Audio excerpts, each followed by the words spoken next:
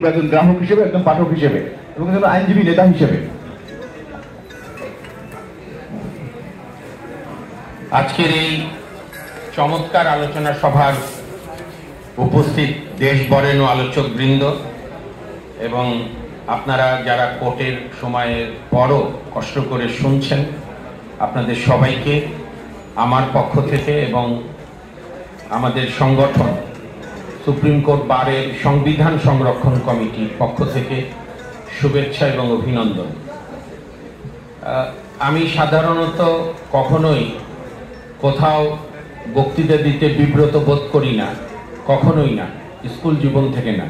কিন্তু কিছু কিছু সময় ধরেন কোনো অনুষ্ঠানে আমার বাবা উপস্থিত আছেন, অথবা এখানে যিনি উপস্থিত আছেন বাংলাদেশের সাবেক অ্যাডিশনাল অ্যাটর্নি জেনারেল জনাব মনসুর হাবিব সাহেব, এই কোর্টে আমি তার হাত দিয়েই আমার এই কোর্টে যাত্রা, এবং আজকে আমি যতটুকুই লয়ার হয়েছি বা হওয়ার চেষ্টা করছি তার কাছ থেকেই আমার শেখা। এবং আপনারা অবাক হবেন, এরকম সিনিয়র পাবেন না যে চেম্বারে কাজের পরে আধা ঘন্টা ইচ্ছা করি আমরা দুইজন নানা বিষয়ে দ্বিমত করতাম। যখন আমার হাইকোর্টে লয়ার হিসাবে বয়স মাত্র 1 মাস, উনি আমার রাজনীতির বিশ্বাস জানতেন, ওনার রাজনৈতিক বিশ্বাস আমি জানতাম। এই ধরনের একজন মানুষ। এবং আরও আমাদের জাবের ভাই আছেন, অন্যান্যরা লেখক শিবিরের সাধারণ সম্পাদক, এবং ফয়জুল হাকিম লালা ভাই। ফয়জুল হাকিম ভাইয়ের যে সাহস, যে দৃঢ়তা, আমি এটা বলি মূল আলোচনায় ফিরি যে ঢাকা বিশ্ববিদ্যালয়, এটা বোধ হয় 91-90-এর শেষের দিক হবে, ফয়জুল ভাইয়ের মনে আছে কিনা, আমি ছাত্র ইউনিয়নের একজন কর্মী ছিলাম, পরে রাজশাহী বিশ্ববিদ্যালয়ের দায়িত্ব পালন করেছি। তখন আমি ঢাকা মহানগরের ছাত্র ইউনিয়ন করি।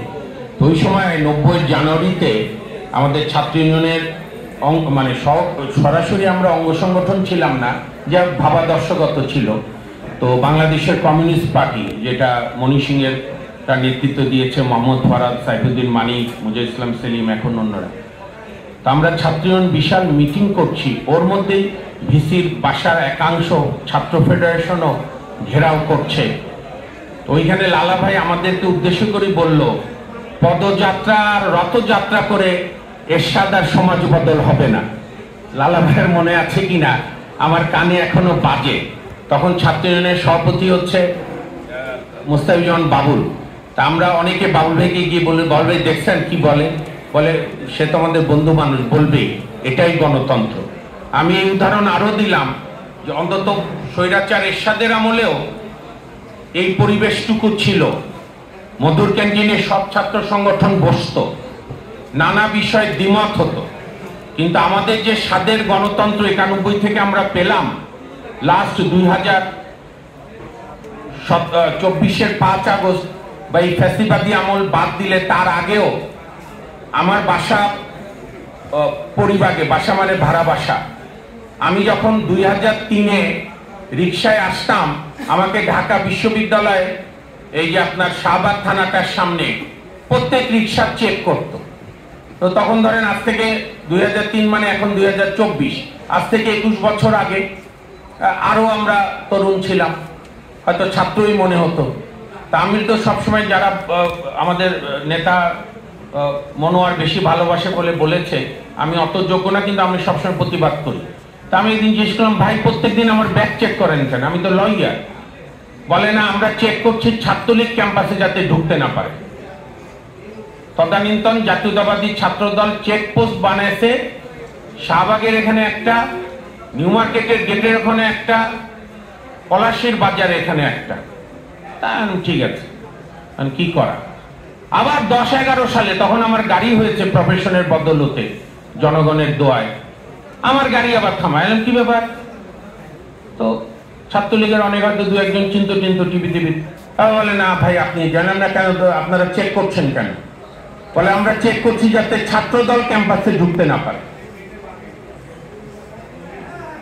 এই যে আজকে আমাদের যে আলোচনার বিষয়বস্তু, যে জুলাই গণঅভ্যুত্থানের পরবর্তী পরিস্থিতি ও জনগণের হাতে ক্ষমতা, এইটা অত্যন্ত একটা সময়োপযোগী এবং খুবই গভীর, খুবই জটিল বিষয়। এখানে যে এই ধরনের অপ্রিয় আলোচনায় যে আপনারা যে কয়জনই উপস্থিত হচ্ছেন, অনেক কয়জনই, এটাই বড় শক্তি। কারণ এইখানে এই ধরনের আলোচনাগুলো আমাদের এখন আমরা কি দেখছি? আমরা দেখছি যে কেউ কেউ কোনো কথা নেই, বার্তা নেই, কোনো মতে খালি ক্ষমতায় বসায় দেন যেভাবেই হোক।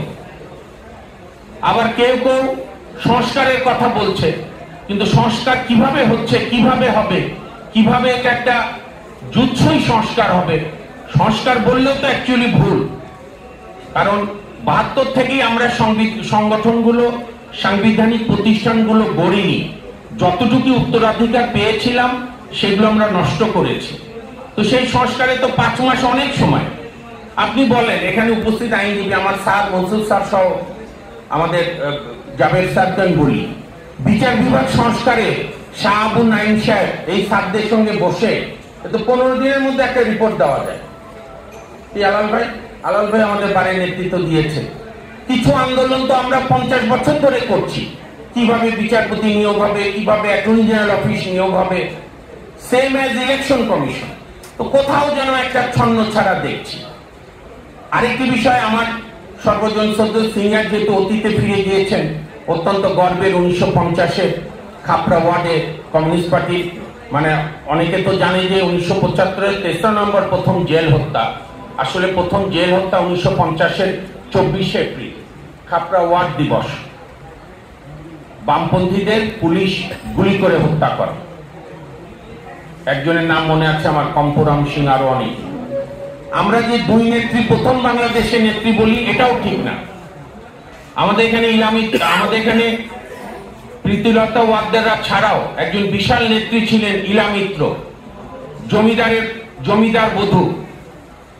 তদানীন্তন রাজশাহী, আজকে চাপায়ের নাচলে কৃষক বিদ্রোহের নেতৃত্ব দিয়েছিল জমিদার বাড়ির পুত্রবধূ হয়ে। এবং তার উপরে পাকিস্তানি বর্বর পুলিশ বাহিনী এমন নির্যাতন করেছিল যে উনি যখন রাজশাহী কোর্টে ওনার নির্যাতনের বর্ণনা দিচ্ছিলেন, তখন অনেকে মানা করেছিল, আপনি সালটা চিন্তা করেন 1951, যে আপনি এগুলো বলেন না। কিন্তু সেই মহিষী নারী ইলা মিত্র, পূর্ব পাকিস্তান কমিউনিস্ট পার্টির নেত্রী, উনি বলেছে আমার উপর যা যা হয়েছে তাই বলবো। এবং উনি বলেছিলেন কিভাবে ওনার বিশেষ সঙ্গে ডিম প্রবেশ করিয়ে দিয়েছিল পুরুষ পুলিশ, গরম ডিম, বর্বরতা। আমাদের দুর্ভাগ্য, আমরা ইলা মিত্রদের ধরে রাখতে পারিনি, নাকি ইলা মিত্ররাই আমাদের ছেড়ে চলে গেল, সেইটা আরেকটা বিতর্কের বিষয়। যদিও পশ্চিমবঙ্গে যাওয়ার পরে communist party of India CPI করতেন, এবং সিপিআই থেকে ভারতবর্ষের সবচেয়ে বড় পার্লামেন্ট রাজ্যসভার মেম্বার হয়েছিলেন। আমি ইচ্ছা করে এই অতীতের প্রসঙ্গ আরো যুক্ত করলাম যে আমরা যদি আমাদের ইতিহাস, ভূগোল, সংস্কৃতি না জানি, তাহলে আমাদের বড় মুশকিল। আমাদের 2টি বড় দলের মুক্তিযুদ্ধের ইতিহাস কি? একটি দলের ইতিহাস, তার কন্যা এখন পালিয়ে আছে, তার সব লোকই পালানো মানে। আমি আমার মুক্তিযোদ্ধা পিতাকে জিজ্ঞেস করছিলাম যে বাবা, 71-ও কি এত লোক পালিয়েছিল আওয়ামী লীগের? পালানো মানে 330 এমপি, সব জেলা কমিটি, থানা কমিটির প্রেসিডেন্সি, বুদ্ধিজীবী, আমাদের সুপ্রিম কোর্টে বাংলাদেশের প্রধান বিচারপতি, অন্যান্য বিচারপতি, বারের president secretary, attorney general, additional attorney general. আর বাইতুল মোকরমে তো হাস্যরসী আছে, জোহরের নামাজের সময় খতিব খুঁজে পায় না, খতিব পালায় গেছে, তো এখনো পলাতক। তো এই পলাতকে, অথচ আওয়ামী লীগের মুক্তিযুদ্ধের বয়ান হচ্ছে না 52, না 62, না 69, না 71। আপনারা এখানে যারা তরুণরা আছেন, আমি অনুরোধ করব, বদরুদ্দীন ওমর সাহেবের ভাষা আন্দোলনের উপর 3 খণ্ডের বই আছে। এই যে আমাদের শাহবাগের আজিজ মার্কেট, আরো কনকর্ড এম্পেরিয়াম আছে, ওখানে অনেক বই পাওয়া যায়। এগুলো না পড়লে হবে না, খালি মোবাইল ইতিহাস পড়লে আর হোয়াটসঅ্যাপ ইউনিভার্সিটির ইতিহাস পড়লে হবে না। বদরুদ্দীন ওমর সাহেবের ভাষা আন্দোলনের বই পড়বেন, অন্যতম নির্মোহ ইতিহাস তিনি লিখেছেন। অথচ শেখ হাসিনা একটা তত্ত্ব গত 15 বছর ধরে দিছে যে বঙ্গবন্ধু শেখ মুজিব ওইখানে পায়খানার দরজা দিয়ে কোন দিক দিয়ে কি চিঠি দিছে, তি দিয়ে কি ভাষা আন্দোলন হয়েছে।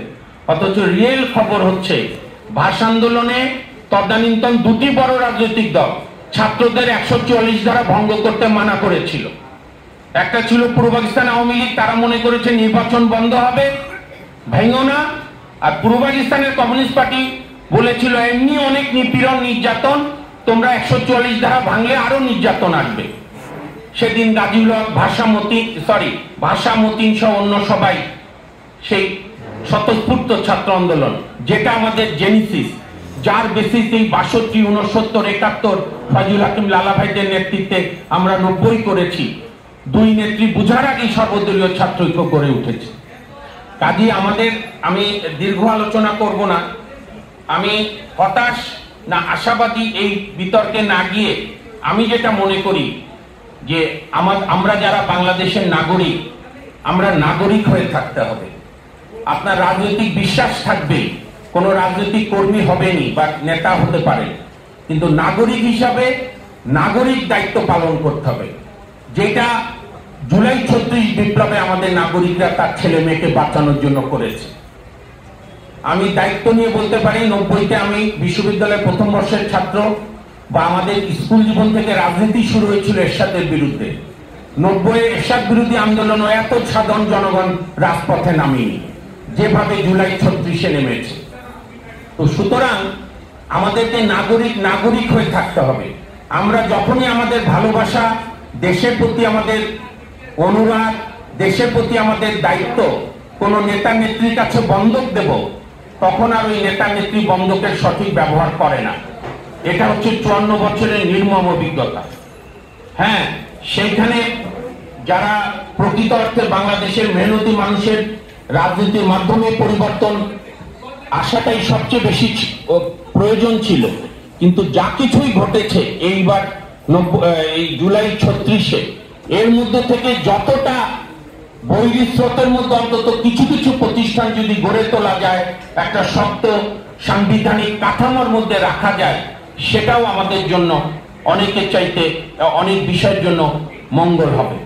আর এখানে যেহেতু সুপ্রিম কোর্ট বিষয়, সুপ্রিম কোর্ট অঙ্গনে আপনারা প্রোগ্রাম করছেন আপনাদের সংগঠন, আমি এই সুযোগে বলে রাখি, আমরা জানুয়ারির 15 তারিখ থেকে বারের একটা সংস্কার আন্দোলন শুরু করব, যে বারে তারাই ভোটার হবে যারা সুপ্রিম কোর্ট বারে সারাক্ষণ প্র্যাকটিস করে।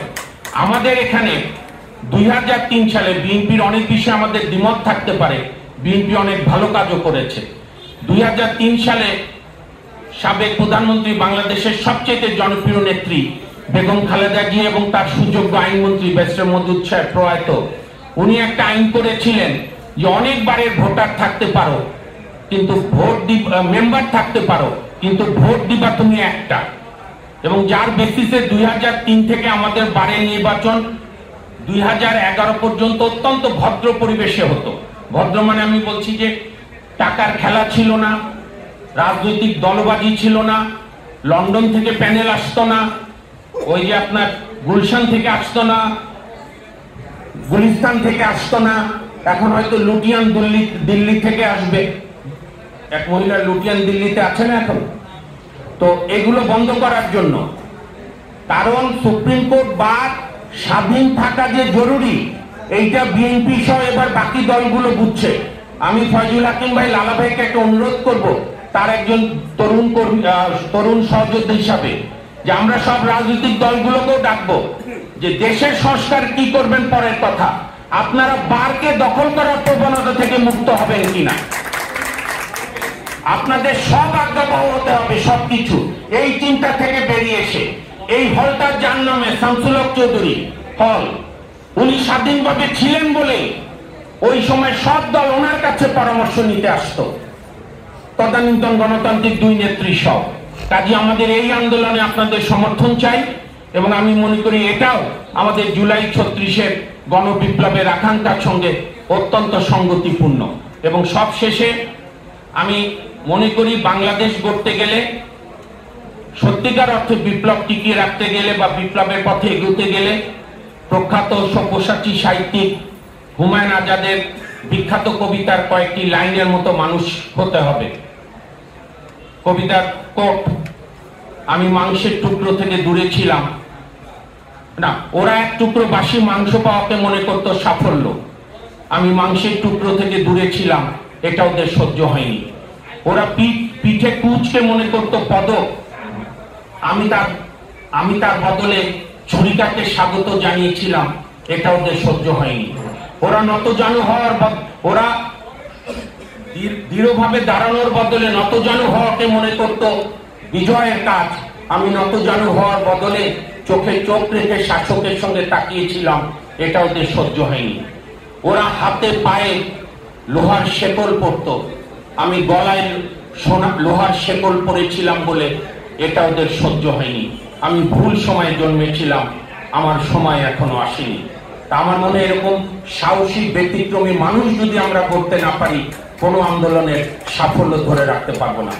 জুলাই 36-এর গণবিপ্লব সহ 52 থেকে সকল পর্যায়ের সকল শহীদদের স্মৃতির প্রতি গভীর শ্রদ্ধা নিবেদন করছি।